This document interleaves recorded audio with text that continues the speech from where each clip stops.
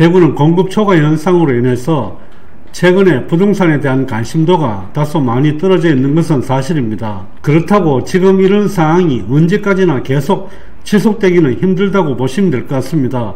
26, 27년도에는 인허가 받은 물량이 없기 때문에 다소 공급이 부족할 수도 있는 그런 상황이 오기도 합니다. 특히 대구는 더 이상 예각으로 계속 개발해 나갈 수 있는 공간이 없기 때문에 기존의 주택이나 아파트를 허물고 재개발, 재건축을 할 수밖에 없습니다. 하지만 재개발, 재건축은 많은 분들이 어렵다라고 생각하시고 투자를 꺼려 하시는 경우가 많이 있습니다. 오늘은 재개발, 재건축의 단계를 살펴보고 단계별로 투자 포인트와 주의할 점에 대해서 알아보도록 하겠습니다.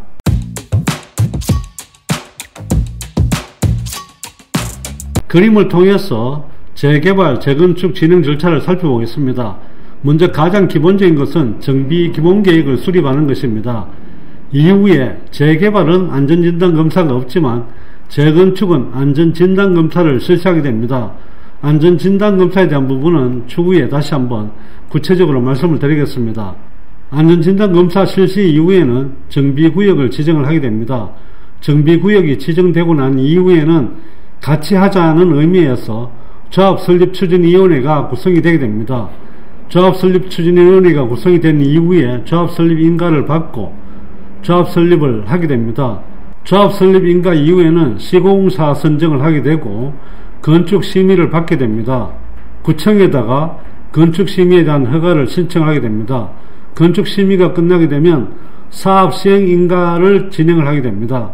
사업시행인가가 어떤 부분을 하는 것인지도 뒷부분에서 말씀을 드리도록 하겠습니다. 사업시행인가가 나오게 되면 감정평가를 실시하게 되고 감정평가 실시 이후에 조합원 분양을 하게 됩니다. 조합원 분양이 끝나고 나면 관리처분인가가 들어가게 됩니다. 관리처분인가 이후에 이전 및 철거 그리고 일반 분양, 준공 및 조합 청산 진행 단계로 이루어지게 됩니다. 재개발, 재건축은 이렇게 여러가지 절차를 거쳐야 하는 절차법이다 보니까 단계별로 주의해야 될 점이나 투자 포인트가 달라질 수밖에 없습니다. 또한 세금이나 여러가지 문제들도 단계별로 달라질 수 있기 때문에 이런 점은 유의를 해서 보셔야 될 것 같습니다. 재개발, 재건축을 투자 측면에서 본다면 가장 기초적인 단계에서는 투자 비용이 가장 적게 됩니다. 하지만 위험 요인은 이때 많이 발생을 하게 됩니다. 재개발, 재건축이 진행될지 안 될지 여부가 아직 결정나지 않았기 때문에 위험 요인은 많이 도사리고 있습니다.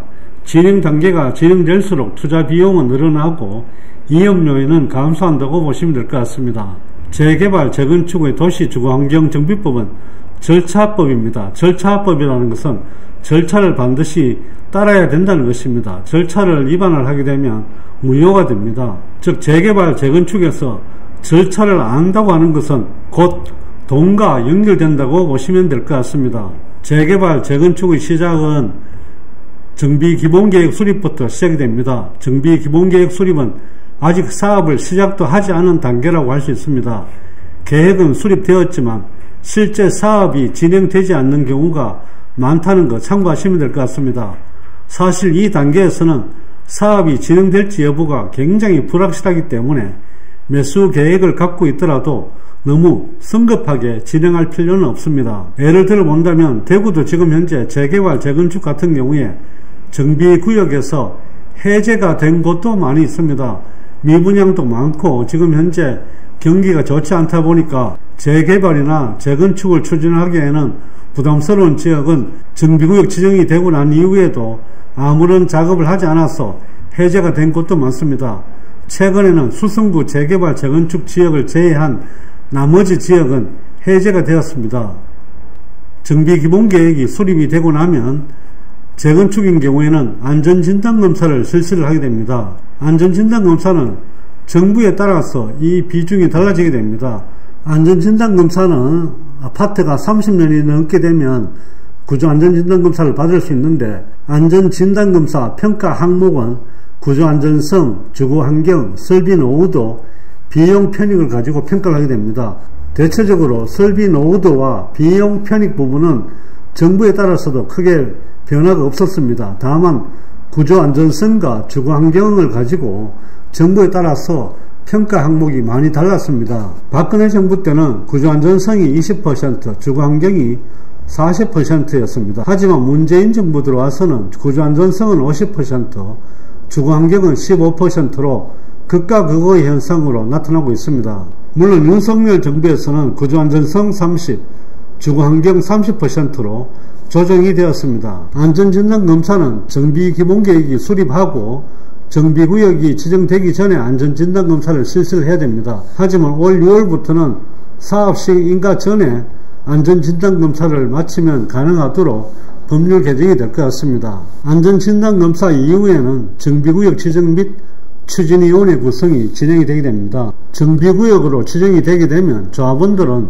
사업을 추진하기 위하여 조합을 설립할 수 있는데 그 전에 먼저 추진위원회부터 구성해서 지자체로부터 승인을 받아야 합니다. 추진위원회가 지자체로부터 승인을 받기 위해서는 토지 등 소유자의 과반수 동의를 받아야 하는데 추진위원회 설립을 하는데도 시간이 빠른 곳은 1년 정도 걸리지만 일반적으로 2에서 3년 정도 걸린다고 보시면 됩니다. 조합 설립 추진위원회는 주민들의 동의를 받기 위해 청사진을 제시하긴 합니다. 하지만 이때의 청사진은 막연한 구상이라고 보시면 됩니다. 추진위원회 단계를 거쳐서 조합을 설립하게 되면 조합 설립 역시 동의서를 받아야 합니다. 조합 설립의 동의 요건은 재개발과 재건축이 다른데 재개발은 토지 등 소유자의 4분의 3 이상의 동의가 필요한 반면 재건축 사업은 전체 구분 소유자의 4분의 3 이상 및 면적 4분의 3 이상의 동의와 각 동의 구분 소유자의 과반수의 동의가 필요합니다.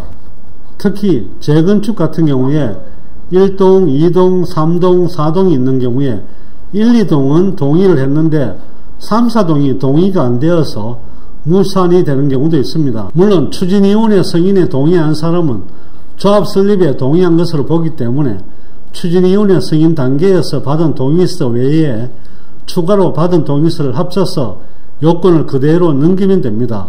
조합설립위원회 이후 단계는 시공사 선정으로 들어가게 됩니다.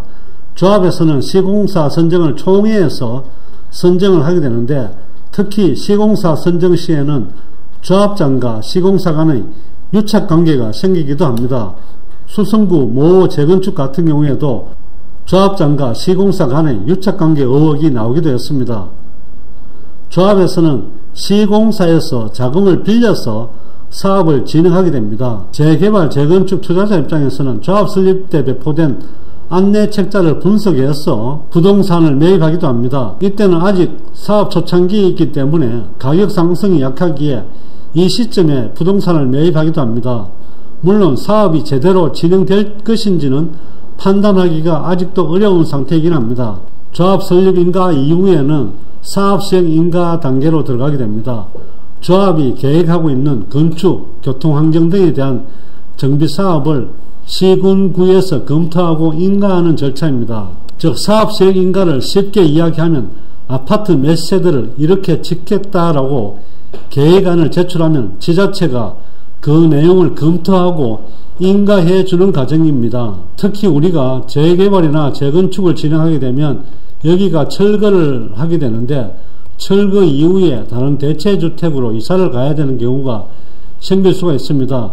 이 대체주택에 대한 양도소득세 혜택은 사업시행 인가 이후에 구입을 해야만 양도소득세 혜택을 받을 수가 있습니다. 사업시행 인가가 이루어졌다면 본격적으로 사업이 시작되는 단계라고 볼 수 있는데 사업시행 인가 과정에서 용적률, 건폐율, 기부채납 면적, 건축 면적 및 평면 구상, 신축 아파트 세대수, 임대 아파트 세대수 등 대부분의 내용이 가닥을 잡는 과정이라고 보시면 될 것 같습니다.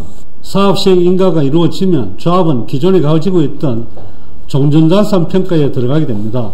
종전자산 평가는 흔히들 감정평가라고 이야기를 하기도 합니다. 사실 이 감정평가는 조합은 각자의 자산을 평가하는 것도 중요하지만 그 자산의 총합이 훨씬 중요합니다. 예를 들어서 전체가 다 감정평가가 높게 나온다면 결국 추가 분담금이 많이 늘어날 수밖에 없고 전체가 다 감정평가 금액이 낮게 나오면 추가 분담금은 줄어들 수밖에 없는 구조입니다. 나만 높게 나오고 다른 사람들은 낮게 나온다면 도움이 될 수 있을 거지만 전체가 다 높게 나온다면 큰 의미가 없다고 보시면 될 것 같습니다. 즉 조합원 전체의 평가 금액에 따라서 조합원들이 분담해야 하는 분담금이 정해지기 때문입니다. 종전자산평가 즉 감정평가가 끝나고 난 이후에는 조합원 분량 신청을 하게 됩니다. 조합원들은 어떤 평형이 좋을지 생각했다가 분량 신청 기간 동안 희망 평형을 신청할 수 있습니다. 이때 신청하는 평형은 희망 평형이고 실제 분양 계획은 추후에 모든 상황이 확정된 후에 진행을 하게 됩니다. 조합원 분양을 신청한 사람은 조합원으로 남게 되고 분양 신청을 하지 않은 사람은 현금 청산자가 됩니다. 여기서 우리가 참고로 해서 생각해 볼 것은 현금 청산자 부분입니다. 부동산 경기가 좋을 때는 현금 청산자가 적습니다. 하지만 부동산 경기가 나쁠 때는 현금 청산자가 많아지게 됩니다. 조합 입장에서는 현금 청산자가 많아지게 되면 훨씬 더 부담을 가질 수밖에 없습니다. 흔히들 현금 청산자가 많으면 결과적으로 일반 분양이 많아지기 때문에 조합에 득이 될 거라고 생각을 하지만 결코 그렇지 않습니다. 왜냐하면 현금 청산자가 많아지게 되면 이 부분을 전부 다 시공사에서 빌려와서 돈을 납부해야 됩니다. 그러면 여기에 대한 이자 납부 비용이 엄청나게 크기 때문에 현금 청산자가 많을수록 조합 입장에서는 부담을 가질 수밖에 없습니다. 조합원 분양 신청을 통해서 조합원 세대수가 정해지면 일반 분양 세대수도 정해지게 됩니다. 일반 분양 세대는 총 세대수에서 조합원 분양 세대수를 빼게 되면 일반 분양 세대수가 나옵니다. 물론 재개발은 총 세대수에서 조합원 분양 세대수와 임대아파트 세대수를 빼야 일반 분양 대수가 나오게 됩니다. 참고로 살펴보면 재건축 사업은 사적 사업이기 때문에 임대아파트 의무 비율이 없습니다. 하지만 재개발 사업은 공익적 사업의 성격도 있기 때문에 임대아파트 의무 비율이 있습니다. 조합원 분양 신청 이후에 관리처분 계획으로 들어가게 됩니다. 관리처분 계획은 사업 시행 인가 당시의 불확실했던 계획을 수정 보완하여 상당히 구체적으로 나오는 시점입니다. 그 내용을 살펴보면 일반 분양 세대수와 예상 일반 분양가, 시공사 선정 및 예상 공사 비용, 이에 따른 분양 수익과 분담금이 어느 정도 정해지는 단계라고 보시면 됩니다. 관리처분 단계에서는 사업성을 나타내는 지표인 비례율도 추정이 가능합니다. 이때 조합원들 간의 분쟁도 많이 발생하기도 합니다. 또한 관리처분 단계에서는 이주비도 정해지게 됩니다. 이주비 지급으로 인해서 투자금이 다소 줄어들기도 합니다. 관리처분 인가 단계를 거치고 나면 이주 및 철거 단계이고 보통 6개월에서 1년 정도의 기간 동안 이주를 진행하게 됩니다. 이주비 지급으로 인해 투자금이 다소 줄어든다는 의미는 이주비 대출과 그리고 내가 가진 자본을 다 합쳐서 투자를 할 수 있기 때문에 다소 내가 가지고 있는 자본에 대해서 부담이 덜해진다는 느낌이라고 보시면 될 것 같습니다. 관리처분 인가 이후에는 조합원들에게는 이주비를 지급하게 되고 재개발인 경우에는 세입자에게도 이사비가 지원이 됩니다. 재건축은 이사비가 없습니다. 세입자에게. 재개발만 세입자에게 이사비가 지원이 됩니다. 앞에서 잠시 말씀드렸지만 이주비에 따라서 부동산 투자 비용이 정해지는 단계이기 때문에 투자자들은 이주비에 많은 관심을 가지고 있습니다. 재개발 재건축을 세금 측면에서 살펴보게 되면 사업 시행 인가 이후에 대체주택을 취득해야만 대체주택에 대한 양도소득세 비과세 혜택을 받으실 수가 있습니다. 또한 관리처분 인가부터 준공 때까지 이때 부동산을 매수를 하시게 되면 토지에 대한 취득세 4.6%를 납부를 하셔야 됩니다. 건물이 철거되고 없기 때문에 토지 취득세를 별도로 납부하셔야 됩니다. 물론 준공 이후에는 토지 취득세를 제외한 건물분만 취득세를 납부하시면 됩니다. 보유기간에 대한 부분도 살펴보게 되면 기존 조합원들은 처음에 주택을 취득하고 계속 갖고 있는 기간이 모두 보유기간이 포함이 됩니다. 하지만 장기보유 특별공제 혜택을 받을 때는 관리처분 인가부터 준공하기 전까지는 장기보유 특별공제 혜택은 없어진다고 보시면 될 것 같습니다. 이주 및 철거가 완료되면 조합원 착공 신고를 한 후 일반 분양을 하게 됩니다. 일반 분양 수익에 따라 조합원들의 수익도 결정되는 단계라고 보시면 될 것 같습니다. 준공 이후에 입주 및 이전 고시 단계입니다.